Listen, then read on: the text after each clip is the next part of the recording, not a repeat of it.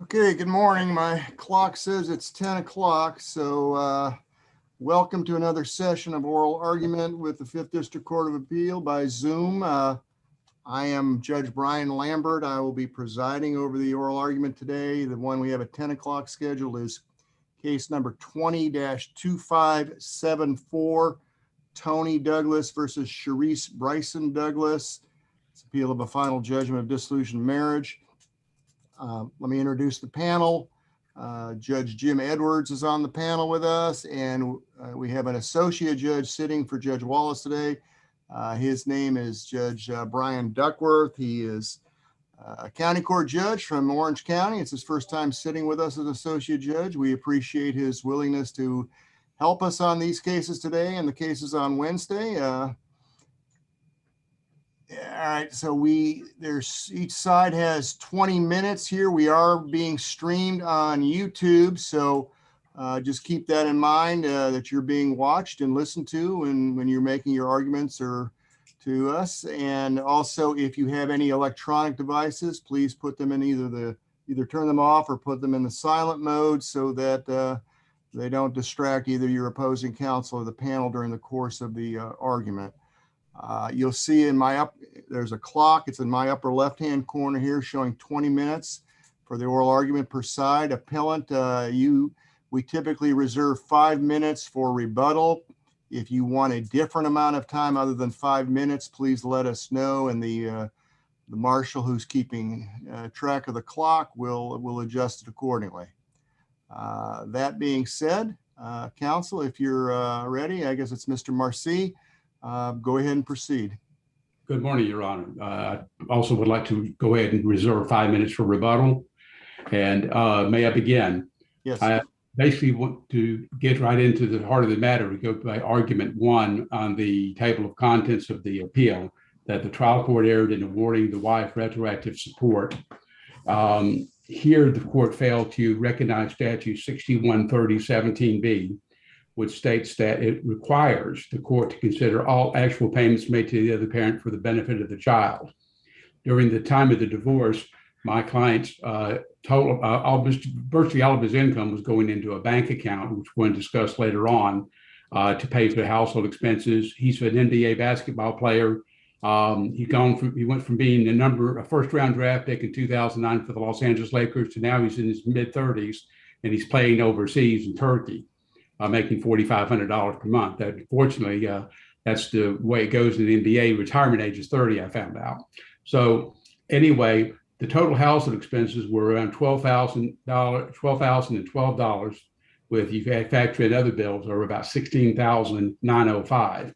All of these expenses were being paid solely from my client's income. The wife made no contribution. She did not work despite having a master's degree and able to work.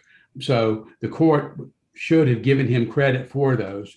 We cited the case of Julia versus Julia, also the case of Carter. It really doesn't give the court much latitude. It says they have to do this for the benefit of the child. And actually, Julia, it says, I quote Julia, the trial court shall consider the former husband's mortgage payments during the dissolution pendency. These mortgage payments were $5,529 per month, and they were all paid out of monies that he had. Mr. Marcy, the payments were made by the wife from marital savings. Is that correct? That's correct, Your Honor. Yes, sir. Should, in your view of things, should the former husband get 100% credit for the mortgage payments, or should he get 1/2 credit for the mortgage payments since it was coming out of marital savings? I think the law would probably require him to get half of the, at least half of the credit, although she didn't put any money in. Well, that was their deal. That was their agreement. It's not like she quit working. She had never worked during the marriage, correct? That is correct, sir. Okay, so you can't take issue with that now that she didn't work. So that was their deal. So you would agree that most likely, if he's entitled to credit, it would be for half of the mortgage payment or half of the household expenses, correct? I agree. And actually, Your Honor, it really wasn't their agreement. He just couldn't get her to work. He never said, I don't want you to work, but that's probably neither here nor there. That's correct. Okay. Right. The next thing we talk about, the argument to the trial court order awarding alimony and child support awards.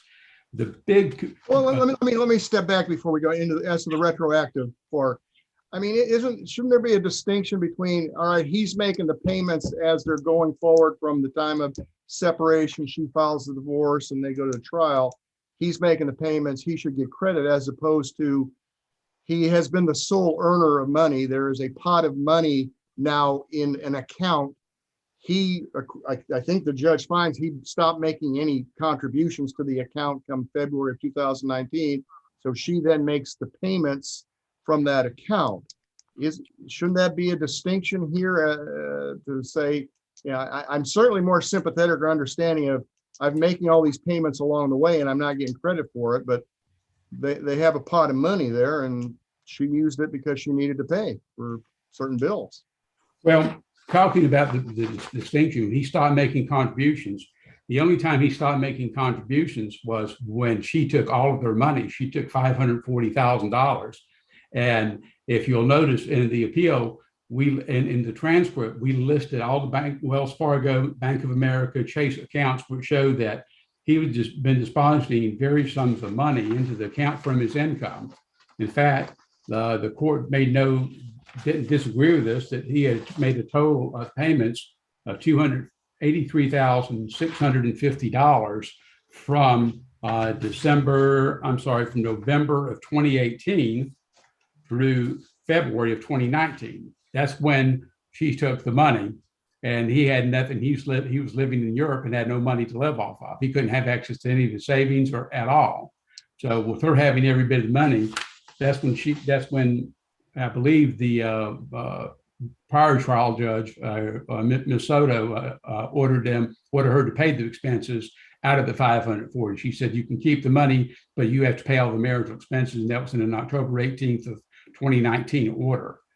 So didn't have much of a choice, but that's how it turned out. So if that answers your question.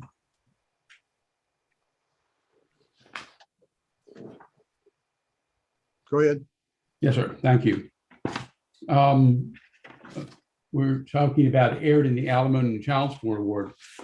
Basically, the court imputed income to him inappropriately. Section 6130, subsection 2B, it provides some pertinent part. Monthly income shall be imputed to unemployed or underemployed parent. Now, of course, the second part of that, the spouse claiming income should be imputed, bears the burden of showing employability. My client's in a unique position. He's a professional basketball player. He's playing overseas. The evidence was not rebutted by the wife at all. He was playing in Spain, played in Turkey. The Turkey team went bankrupt. He had to sue them just to get a paltry amount of money from them. And he was unemployed for quite a while. And so not only did they show that there are available jobs in the NBA for him to take, they didn't show that he willfully chose not to take them. He had an agent who was actively participating, trying to find him work here in the NBA. And an interesting side note, he couldn't have even returned to the NBA. Under NBA rules, if you go overseas and play, you're barred for a year before you can return to the NBA. Well, did the trial judge actually impute income to your client, or was it more? It seemed to me more that the trial judge looked at his earnings history and then said, your claim that you're only getting paid $45,000 for this next season, I'm not buying that. And y'all, hang on, Mr. Marcy, hang on just a second. Sorry. That's okay. And y'all never did introduce into evidence the $45,000 contract. I mean, my understanding of the law is the court doesn't go out and investigate. The parties come in with the evidence, and the evidence was your client had earned over $1 million, then about $1 million. Then once he went overseas, it dropped way down. And the judge looked at kind of an average, maybe taking into account even the time when COVID was in play, but be that as it may, nothing ever suggested a $45,000 salary until your client made that claim at trial, and y'all didn't put the contract into evidence. So no, couldn't the judge then go, I don't believe the $45,000 figure, and then kind of take that out of the mix and go look at the rest? Well, here's the problem. It's $4,500 per month. We got the contract. Now, this judge required us to hand deliver documents 3 days before the trial. I personally did this. I delivered these documents to her basket. And then when the trial came up it was on a Thursday, Wednesday or Thursday, and the trial was on a Monday, day 2, I brought up the evidence that he had just gotten the contract signed by the Italy team that showed he made $4,500 per month, and they took $1,500 out per month for that, for his housing. She said, "Oh, I didn't see that. My JA was on vacation, so I didn't go to the office." I said, "Well, you're going to continue the trial then, I take it, because that's a key piece of evidence." "No, you can offer testimony about it." Well, we did. We offered testimony about it. And then when we got the first final judgment, we filed a motion for rehearing and attempted to introduce the contract. She wouldn't listen to it. But the fact is, it's $4,500 per month is what this guy makes now, period. And she wouldn't listen. She just said, "Oh, I don't find it credible." Well, why? There was no rebuttal to anything we said on the other side. They didn't say, "No, we believe he's making more. Here's the jobs he didn't take, he didn't find." They have the burden of rebutting that, and they didn't. So it was $4,500 per month. Okay, go ahead. All right. And as far as imputation of income to him, I think the court imputed over $5,000 to him. I'm trying to find it in the final judgment, but she imputed him. She had to impute him a lot of money because she ordered $5,000 per month for alimony, but she had no legal base to do that. She imputed. She didn't impute the income. Judge Edwards is right. She didn't impute income. She found that he makes X dollars based upon his earnings. So, I mean, you're making this an imputation of income. And I can tell you at least 2/3 of us don't think that. Yeah. Obviously, Judge Edwards doesn't, nor do I. We'll see what Judge Duckworth thinks. But. Right. Yeah, I think she's just determined that she was basically using his 2017 pay, which was, a long time ago. From where we were at here and now. Right. I understand that argument totally, that, you may think her calculations weren't as accurate as they should be, but in terms of imputation, that's where somebody's underemployed or unemployed. And I don't think that's what we have here. And I know you've got a lot of other issues, so we don't need to belabor this one. Okay. Thank you, Judge. And of course, let's talk about the alimony. The wife's claim for rehabilitative alimony was not in writing. There was no plan. In 2000, I believe in 11, she took the LSAT, got a 140, and applied to various law schools, got no acceptance anywhere. I think 2019, she applied for a law school. She took the LSAT again. She got a 141. We all know if 141 is not that great a score to get into law school. Once again, she didn't get in law school. She had a master's degree, I believe, political science, but she made no effort to find any employment. So even if she had come up with a rehabilitative plan, I want to go to law school wouldn't have been a good plan at all. But the fact is, she's required to come up with a written plan. She didn't do that. So there's no. Well, don't we have the trial judge? We have the trial judge specifically saying she's not awarding rehabilitative alimony. She's ordering durational alimony at $5,000 a month for 4 years. So, and that's it. And that's nothing. She shouldn't have awarded any type of alimony durational at all, because she's awarding durational alimony based upon not miscalculation, just a false belief that my client's making several $100,000 per year, when in fact he wasn't. There was nothing to show that he was making that kind of money whatsoever.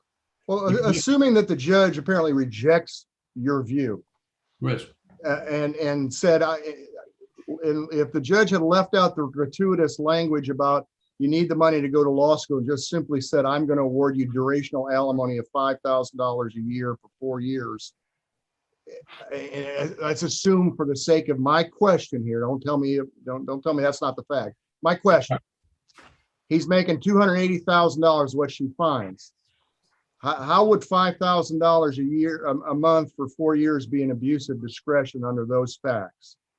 Probably wouldn't be if he was really making $280,000, but he wasn't. I get that. I know that you're going to beat the drum until ever, and then we'll be done with the oral argument. But yeah, but the judge obviously found that different. And I'm just saying, assuming he is making $280, and durational alimony at $5,000 a month for 4 years is not an abuse of discretion, and because there doesn't have to be a reason given for awarding durational alimony. You agree with that? I do agree with that. But then again, she has to make a finding, has the ability to pay it too, as we all know. And her finding is erroneous. That's why we're here, of course. There's no evidence that they didn't put any evidence in. Nobody put any evidence in he was making $280,000 per year. The only evidence that was submitted was he was making $4,500 per month playing for this Italian team, period. So there's the problem. So let's see, how am I doing on time? I guess my next argument will be talking about the loan to the brother. Mr. Douglas's brother testified, as did he, that he had borrowed $80,000. The so-called, because he had no money to live on. Remember, this guy's in Europe now. Wife has 100% control of all the savings they have. So he borrows money from his brother, Harry, who's a retired NFL player. And the money came into the accounts, and their so-called expert didn't even ask what this money was for, but we had evidence and testimony showed that there were money being paid to him. There were emails that were submitted, live testimony that these were loans. Nobody rebutted that. When were the loans made? The loans were made, let's see. Made in 2019, weren't they? Yes, sir. Yes, sir. 2019. For a total about $80,000. Well, and didn't the trial judge find 65 rather than 77 or 96? You know, I kind of think I saw two numbers from your camp, but one of them that seemed the most reliable was 77. And didn't she find 65,000 as loans? No, it was 65. I stand corrected. Actually, that it is 65. That is correct. Okay. So then didn't the wife's financial expert basically back out the loans from the total deposits for that year and said, well, the rest of it must be salary? No, he didn't. Well, didn't the judge then? I don't know. I don't see anything she did in the final judgment to back that out. So you think your client was credited with the $65,000 as though it were salary or income? Right. They clearly that with him as if that was his money. Okay. Let's talk about the educational fund set aside, if you'd like. Yes. Well, the court doesn't have the authority to set aside educational to give money basically for the kids. It was basically a marital asset, should have been equally divided. It was not labeled as a 529 plan. It was just simply money in an account in her sole name. So the children don't owe any money, they're minors. It was not titled as custodian for the parents, so that was clearly error. Wow, time, aren't I? Well, you can keep going if you want, or you can stop now and save the rest. It's up to you. I just, the other argument is on the error in awarding attorney fees. Attorney fees should be awarded after equitable distribution. Even if you gave the wife 50-50, my client still makes $4,500 per month. There's no way that award should have been sustainable. Well, following up my earlier question, if the judge split the assets evenly, assuming that, I mean, don't waste your time on arguing about that. Assuming it's an equitable distribution and assuming your client's making 280 grand a year and the wife is not gainfully employed under these facts that I'm giving you, hypothetically, would you, because I don't see that you're contesting the reasonableness of the amount. Under those facts, would you agree that it is not an abuse of discretion to award attorney fees in that scenario? I think it would have been for $65,000 from someone that theoretically made 280. Of course, we know he actually didn't. So, well, but it sounds like your client also incurred fees of 65 grand. So, I mean, I know you disagree with the premise of a lot of the judge's findings, right. But if we take the findings of 280, even division of all the assets, wife is making zero income, husband's making 280, it seems that an award of attorney fees in that scenario, let me reverse. It would seem that a denial of an award of attorney fees in that scenario would be an abuse of discretion.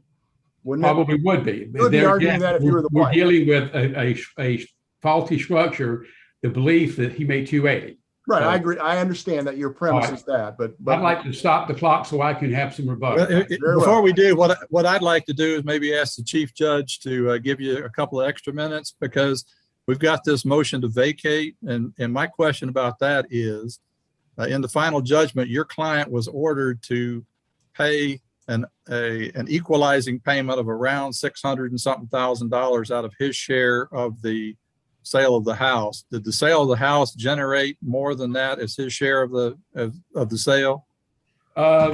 No, I think they ended up with around 472,000 each or something along those lines. All right. And then the other question I have about the motion that permitted him to withdraw funds, didn't the final judgment here treat the accountant's fees as non-marital expenses and also find that there were no taxes due for one of those years that for which payments now been made?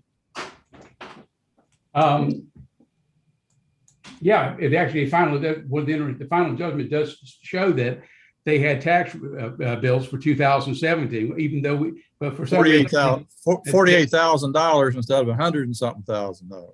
right. I mean, I know it picked up 2019 as well, but so my question is the new order permitting the husband to withdraw money frustrates the original order that required a set aside of that money for him to use to pay off the unequal payment, assuming we affirm that. That's correct. So it did affect what's up on appeal, correct?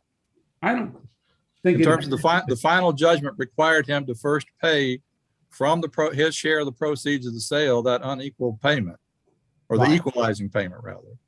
And Right. now he spent 100 and something thousand of that money he was supposed to give to her, correct? Yes. Okay, all right. And again, I'd ask the chief judge maybe to give both sides because Mr. Golden, I'd like to get a little take for you. I don't want to have this dominate the oral argument, but it's unusual to get this kind of motion so close to oral argument time. So thank you. I'll give you an extra 5 minutes for rebuttal. And so Mr. Golden will have 25 minutes to argue if he needs 25 minutes. Thank you, Okay. Judge. All right. Thank you, counsel. All right, Mr. Golden, ready? Thank you very much, Your Honor. I hope I'm being heard. I've unmuted myself here. We Am can I hear you. being heard? Thank you very much. Let me, I guess, get out of the order of the presentation that I was going to make. I appreciate the opportunity to speak on behalf of this young woman who filed this brief herself, but she refers to the final judgment. And not only does she refer to the final judgment, but in the context of paragraph D of the final judgment, the court finds that the father's earnings during this period was $333,619.57, which was a total amount of deposits of $399,119.57 minus $65,000 of deposits, which clearly came from the husband's brother. So you agree with me then, Mr. Golden? Yes, I do. Okay. Yeah. Thank you very much. Going back and taking the arguments now in chronological order, the court did not order retroactive support, and it certainly did not order retroactive support predicated on imputing income.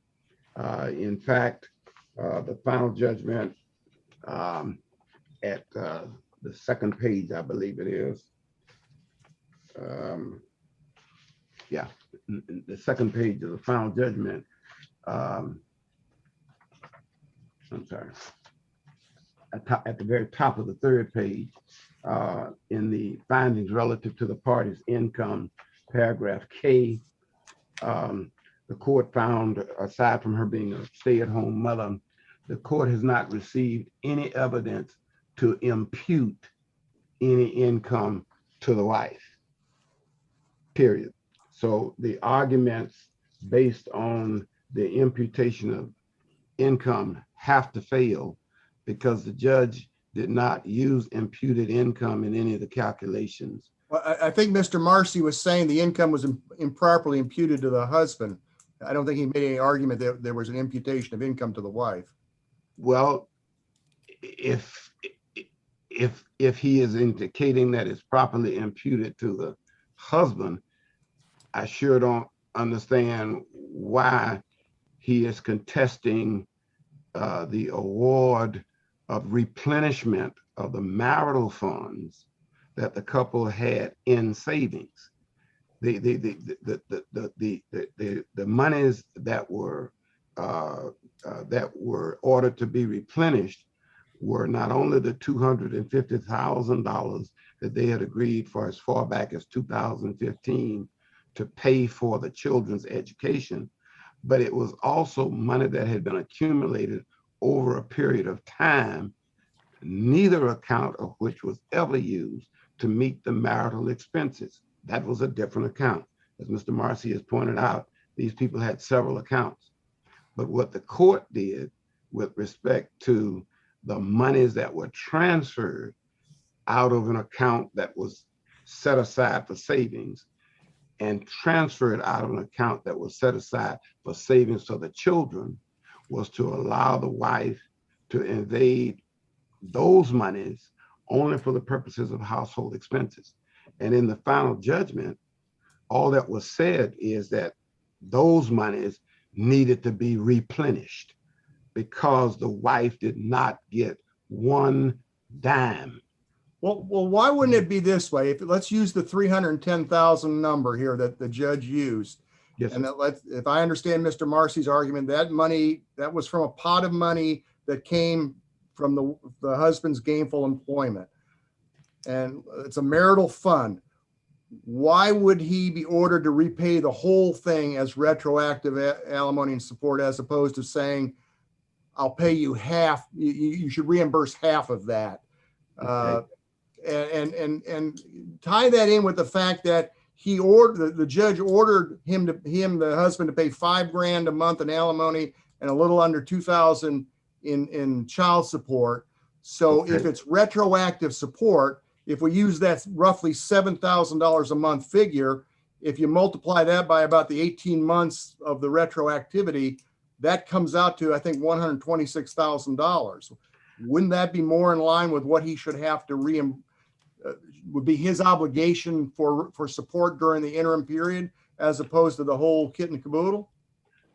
Your Honor, respectfully, no, because the order under which the judge made that determination was very clear. Paragraph 7, order on the husband's, and this is document number 54 in the appellate case file.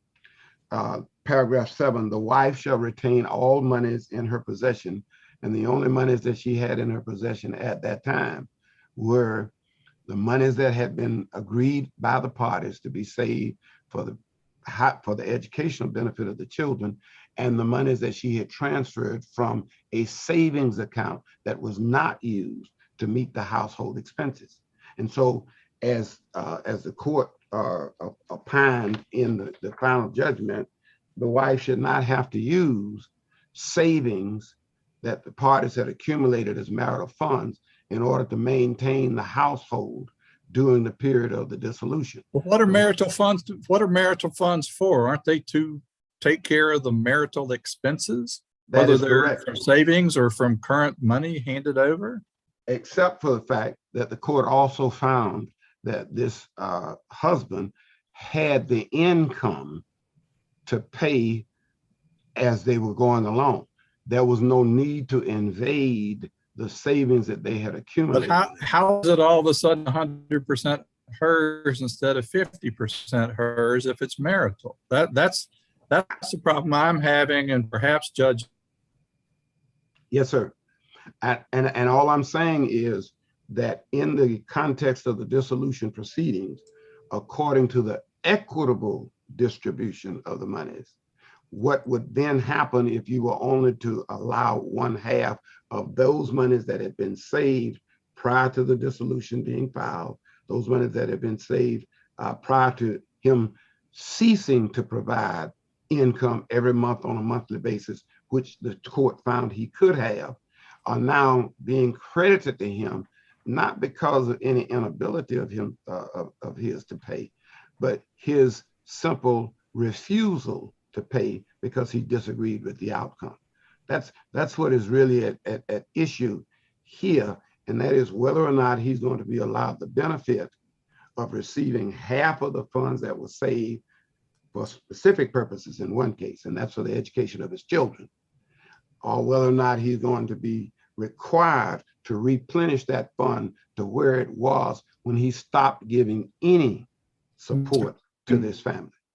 And I don't think that that equitable distribution, as it is defined in the statutes and as it is defined by what we're trying to determine here, allows him to benefit from being able to claim 1/2 of the savings as funds that were necessary to provide for his family, when that is Mr. just Gold, not the case. hang on, Mr. Gold. Looks like we lost Judge Edwards. Let me see if I Oh, there he is. coming back. Looks he just popped back up. Let's see if we can. We stopped the clock too, Mr. Golden, so you're not losing time. Yes, sir, Your Honor.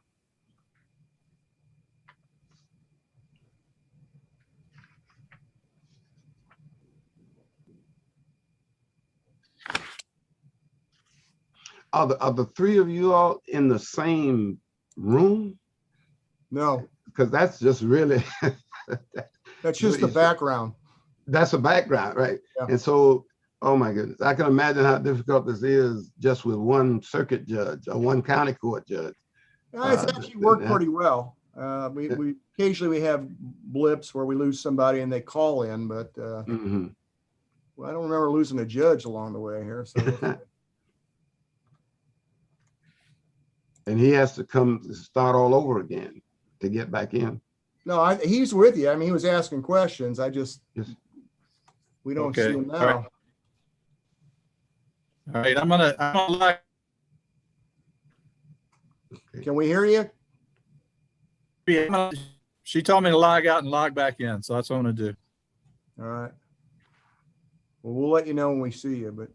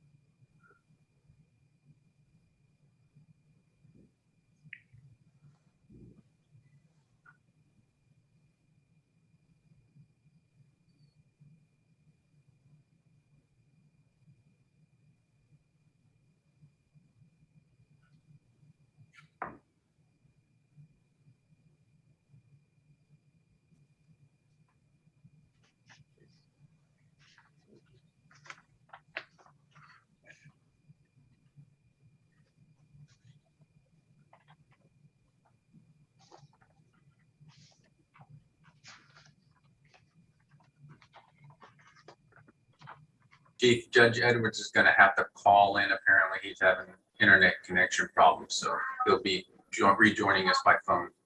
okay. Counsel, do you hear that? That was our marshal. Judge Yes, Edwards is going yes, to Your Honor. appear orally.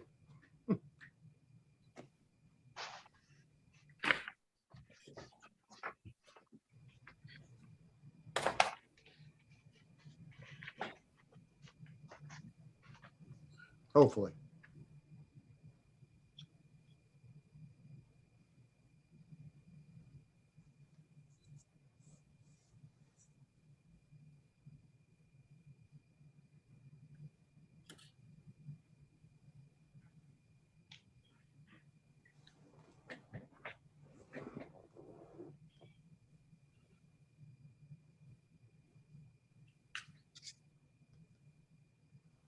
There he is.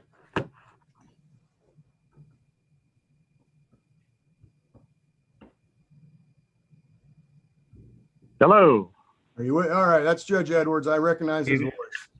Yes, that's me. Sorry, I don't know. I could see all of y'all for quite some time. I guess my internet took a vacation. sir. So I'll continue on the phone. I can hear everybody. Thank you. Okay, Judge- all right, counsel, go ahead. If I may continue to conclude with the question that Judge Edwards asked about whether it should be half or not. Yes, sir. If there had not been a specific finding in the early order that limited the wife's expenditure of those funds, quote, said funds shall be for reasonable household expenses only, and the specific finding in the final judgment that the husband in paragraph W used $435,539 of marital funds for his own benefit and for purposes completely unrelated to the marriage between January of 2018 and May of 2019, when the marriage was undergoing an irreconcilable breakdown. The court accepts the expert testimony of Mr. Upton as credible. And so our argument is that perhaps if there was something that had been objected to in the trial, or perhaps if there had been some countervailing testimony that had presented at the trial that would show that she did not reasonably use the funds for household purposes only, or that he did not have the ability to pay from the $435,539 of marital funds that he dissipated, this might be a different argument. But I don't see how equitable distribution does not require him to put the parties back to where they were at the beginning of the dissolution process. Well, if it was an equitable distribution, then he would be getting half of those funds. As a matter of fact, because the Yeah. 435,000 you talked about was accounted for, and that was distributed to him, right? And Yes, it's part sir. of the plan. yes, sir. So, But- so that's separate. Those are kind of separate things, though. So if you put the 310 as the equitable distribution, then he would have gotten half of that, right? He would have, except for the fact that the 310,000 that was set for equitable distribution also included a certain amount of money that neither party is able to access. And that's what I'm really prayerful about with respect to these children. What the court decided with respect to the children's money, the $250,000, was that neither party would be able to access that money without an agreement by both parties for the benefit of the boys. But it's So- not the kids' money. I mean, they may have had this plan, but now that they're going and getting divorced, it's not, the kids don't have a stake in how those assets get divided. Don't you agree with that? Attorney Golden has to agree, but Reverend Golden thinks that that would not be an equitable outcome. Well, okay, Because that's fair somebody's enough. got We're to- talking to Attorney Goldman today. So. Okay, I'm just saying, Your Honor, the reality is that they save that money for those children. And because of the occasion of the divorce, obviously the court has the power to say, okay, I'm going to distribute that equitably between the two of you. The court chose, as a matter of facts and as a matter of listening to what was happening in the case, that it would be in the best interest for those funds to be put in an account with both parties' name on it, and with neither party being able to access it except for the benefit of the Well, children. I agree with what you're saying, but the judge can't do that. I mean, the judge can't say to my wife and me, oh, by the way, you have $250,000, you have 10-year-old kids or whatever age they are, you need to set it aside and hold it there as opposed to dividing it. I agree with that 100%, Your Honor, except that those are not the facts in this case. In this case, they had already made that decision, and those funds were already set aside. This was not a determination by the judge to set aside the funds. This was a determination by the judge that the parties had agreed to set aside. But the kids had no vested interest in that. One of the other sides could say, you know what, I'm losing my home, I'm homeless, whatever. I need that $100,000 to live. The judge can't say, well, too bad, we're not going to distribute your money to you. We're going to keep it in an account for the kids who have no authority to enforce that. Okay, Well, I mean, they I- don't. I mean, I don't know. They don't. The issue though is that it is still controlled by both. I think Judge Edwards is trying to say, I'm not able to hear him, but I keep Well, seeing I the was yellow waiting- I was waiting border. Can you hear me now? Yes, Yes. Yes, sir. I sound like a phone commercial, but with regard to the $310,000 round numbers that the court found she used for her support, household expenses, and the children during the pendency of the divorce proceedings, as Judge Lambert said, if you look at what she is now entitled to under the final judgment, $5,000 as durational alimony and just under $2,000 for child support, how can you justify $310,000 as being the correct number and her getting 100% of it instead of half of it? If I might be permitted to answer that question, the monies that were ordered under the order, which is document number 54, were only permitted for reasonable household expenses. The question of the $310,000 being reasonable was not objected to, nor was it raised before the lower court. And with respect to the monies that were finally established as alimony, I would point to paragraph DD of the final judgment that sets forth A through J of rationale as to why the alimony was set at what it was set. And that's allowable under the statutory scheme and under the case law of what has happened. So the two calculations are not to be conflated. They were not arrived at the same way. The calculation for the amount of money to replenish the savings account that the parties had at the beginning of the dissolution was a calculation that was mathematical. They took the amount that she had at the time of the order. They subtracted from that the balance that was remaining in the account, and the court said those were funds that were reasonable household expenses during this time period, and no one objected. There are things that are not included, like taxes, insurance, other aspects of maintaining and running a household that had previously taken place as a consequence of Mr. Douglas's monthly contribution to the running of the household, which stopped. There's not been any money, not from the beginning of the dissolution all the way through until this very moment, that has been used. Mr. Golden, can you hear me? Yes, sir. Yes, I'm sorry, Okay. Judge. Maybe I need to turn my volume up. Let me see if I can. Don't mess with anything. I don't want anybody else to get kicked off. Oh, okay. All right. From the record I read and from Mr. Marcy's representation, Mr. Douglas only quit paying after your client took the $500,000 out of the accounts, correct? No, sir. That is not correct. Tell me what happened there, briefly. Okay. What happened is that Mr. Douglas stopped paying. There were several overdrafts.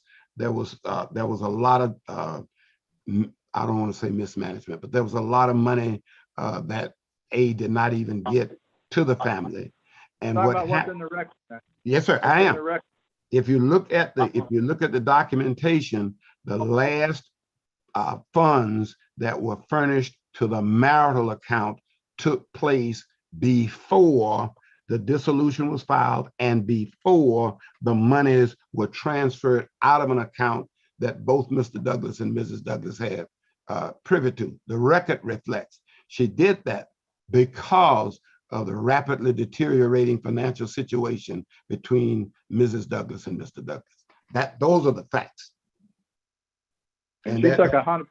She took 100% or cut him off from 100% of the marital bank accounts, didn't she? No, she cut him off of 100% of the two accounts that were specifically set up for savings. She did not, and as a matter of fact, she still left him $46,000 in that account, in one of the savings. Want to discuss your motion to vacate briefly? Only that, Your Honor, what has happened is that they did not follow the procedure in terms of asking the appellate court to relinquish jurisdiction to the lower court to make a determination as to what should be, as to what was something that was the subject matter of the appeal. There were two motions that were filed, but only one has been presented to this court because the subject matter of the other motion is not a subject matter of what is part of the final judgment on appeal directly. So that one, and I don't want to, overstep my boundaries here by even sharing with you about that. Okay, thank you. Could you address why the $13,600 debt to the CPA is not a marital debt if it was to prepare the tax returns while the parties were still married? Okay, well, Your Honor, tangentially, that goes to the issue of whether or not the tax liabilities were properly decided. If you look at the final judgment, the only tax liabilities that were properly decided were the ones for the year 2018. That was what the court found credible evidence for with respect to 1 year. 2019 hadn't even been filed. 2017 is as a consequence of royalties that Mr. Douglas did not pay tax on, not his income. And so what the court is finding here is that I don't want to call it concealment, if you will, with respect to the IRS. Oh, Judge Edwards is back with us. Okay, with respect to the IRS is something that, I'm sorry. Should I keep talking? Yes. Oh, okay. That the accountant engaged Mr. Douglas. Mrs. Douglas accommodated him solely because she's a spouse and has filed innocent or injured spouse documentation with the IRS. And so the court then found that the work that he did for Mr. Douglas was not in any way beneficial to Mrs. Douglas. She signed as his spouse. She did not sign for 2019, which, by the way, is one of the years that was brought up in this motion that was filed in the lower court. And she specifically did not find in the year 2017 that there were that was credible information about the tax liability. That was not found in the final judgment. I have it here on page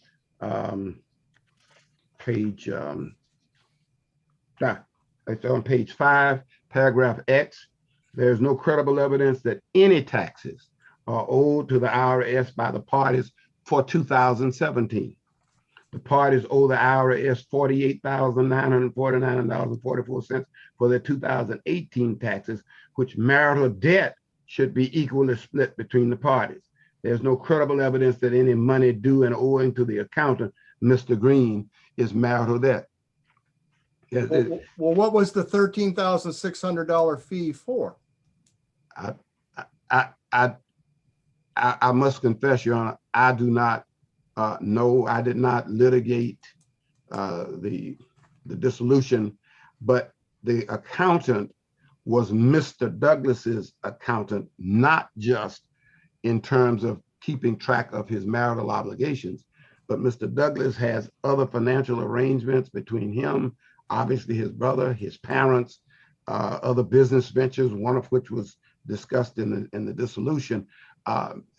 So I wouldn't want to put words in Mr. Douglas's mouth or his attorney's mouth, but apparently the court found not enough credible evidence for that $16,000 or $13,600, whichever it is, to be considered a marital obligation. Well, I mean, reading that paragraph, doesn't it suggest that he at least prepared the IRS tax return for 2018?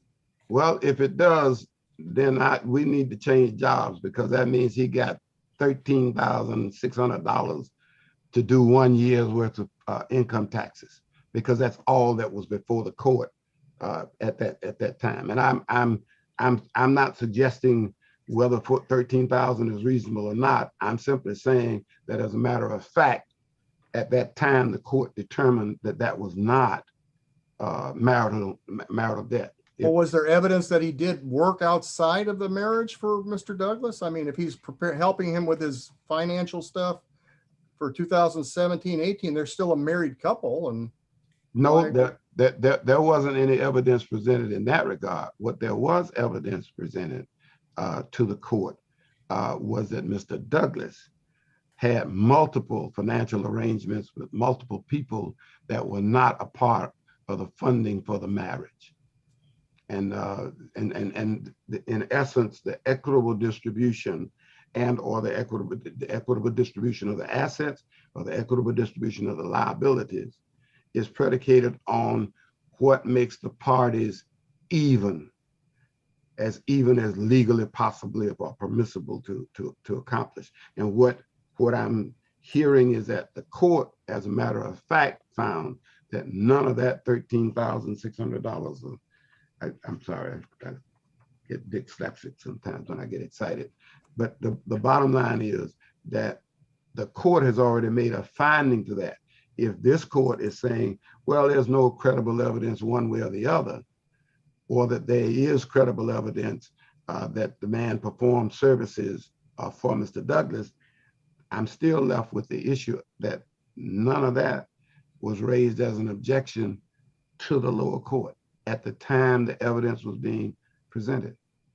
you would have been the one objecting, or your side would have been the one objecting. Right, and we did not object. I apologize. We objected. If you look at the, there's another paragraph. I'm sorry.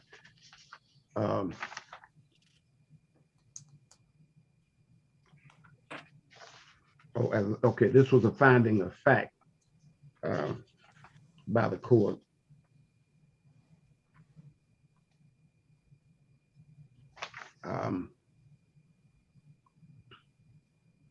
I'm sorry, I've already referred to that paragraph. There's no credible evidence that any taxes were owed. So if there are no taxes that were owed, there's no question with respect to whether or not that should be Okay. All right, Mr. Golden, why don't you wrap up here? We're over your time. I'm so sorry. I apologize. It's okay. Don't worry about it. I think the last thing that I would simply want to say, and I'll conclude with what my young daughter wrote. She did this herself in her brief. The right to appeal does not include the right of reversal simply because counsel disagrees with the judge. There must be some evidence in the case of abuse of discretion by the judge or the departure from the essential requirements of law. Neither is present in this case with regard to any of the arguments made by the appellant. Therefore, the wife respectfully requests that this honorable court affirm the trial court's final judgment of dissolution of marriage. Thank you so very much. All right, thank you, sir. Thank you. All right, Mr. Marcy, we'll give you, what, 5+ minutes? It All says right. 31 seconds, but we're giving you another 5 minutes above that, so. Right. Thank you, Judge. May it please the court. First of all, the imputation of income, she imputed income for him for $280,000 for a contract he had with a team in Spain called Varese. I'm sorry, yeah, Varese. That never materialized. He played for 3 months, then COVID hit, and he had no money for 9 months. The court should at minimum consider the 9 months of unemployment with no income whatsoever. The team ended up never hiring him back, so there was no $280,000. So even if the court was right, they didn't consider that this contract was good for 1 year. He didn't get any income for 9 months of that. So next thing, the first day of trial, it was in August. He had no job at that time. He got the contract for the Italian team for the $4,500 per month, 4 days before the trial. As I stated earlier, I asked the judge about that. And if you look at page 273 on the trial transcript, she says she didn't go to court to pick up the documents. And I asked for a continuance. She wouldn't allow me to continue it, so she allowed my client to testify to that. There was no rebuttal from anybody that what he's saying wasn't true, none whatsoever. So I think the fact that she just blew that off is inappropriate. On the IRS issue, the spouse did file for an innocent spouse, which was denied. There was testimony. If you look at the trial transcript starting on page 405 from my client about what Mr. Green was owed, and the $13,000 was for 2017, 18, and 19. So it wasn't for doing one tax return. Back to the $540,000 she took. That was the first motion we had in this case. And Judge Soto found, and the wife admitted that she took the $540,000. We had two accounts, one with 310, 446, another with 230, 79.93, which totaled to 540, 525.93. So she did take 100% of the party's monies, leaving my guy in Italy with no money whatsoever, or in Europe, without any money whatsoever. There was no income imputed to the wife. That should have been at least for purposes of calculation of child support. It would have been error for not to impute at least minimum wage to her, but she didn't impute anything to her. Judge, my take on this is for some reason, I don't think the judge liked my guy, which I disagree with, but they didn't rebut anything we did. When we said, this is what his income is, they didn't say otherwise. They didn't say, and the court did impute income to him based upon $280,000 per year, because at that point in time, he didn't have that job. There was no $280,000 a year job that he had. That was old news, long gone. So there was no evidence. There's no contract introduced, no bank statement, no nothing showing he's making $280,000 a year. If that's not income imputation, I don't know what is. And of course, we had a unique situation of being an NBA player where it's pretty easy to find or not find jobs for him. I guess you could, they could have contacted an expert, an agent, and said, yes, the Lakers are looking for some help or something like that, but they couldn't. Everything we introduced as evidence was unrebutted, 100%. And finally, as far as their so-called financial expert, when I asked him in the trial, I said, did you know about the $540,000 that Ms. Douglas took? He goes, no. She didn't even anybody telling him that. So he didn't even know about this. So he couldn't get a good financial picture as far as the money goes. He also didn't distinguish the loans from the brother. But the judge found that from February 2019 through August 2020, that your client earned $333,619.57, which accounted for the $65,000. In other words, he made almost $400,000, and then minus the 65 was the 333,619. Based on, I think, the evidence from the wife's expert, that's no, because the expert was looking at deposits that were made many years ago. The figures were inflated. He inflated the figures as far as the loans from the brother. He inflated. We didn't even know about the $540,000. So, and some of this money had been there for years. So it wasn't like they just got this money and threw it in there. The only evidence at the trial that was put in there was the fact that from 2017, from November of 2018 to February of 2019, he deposited $283,000. That's a period of almost 11/8. So it's more than a year, but it ended in 2019. So even if she said, okay, you made put in $283,000 and up until February 2019, she still didn't take into the fact that he had no job thereafter, and his wife had taken all of their money. So let me make sure I'm clear what you're saying. So the expert testified to this, and you're saying that this is not competent substantial evidence because the expert was wrong? No, yes, exactly, Your Honor. He was wrong. He didn't take he was testifying to the whole financial picture of the parties. He didn't even testify to her having $540,000. In fact, you look on his face, he was shocked. But what does that have to do with how much he earned if she took the 540 from Well, we're marital- not disputing that he made $280,000 from 2017. I'm sorry, from November 2018 to February 1st of 2019, 283,650. To set alimony awards in the future in child support is just to find that they have the present ability to pay. There's the problem.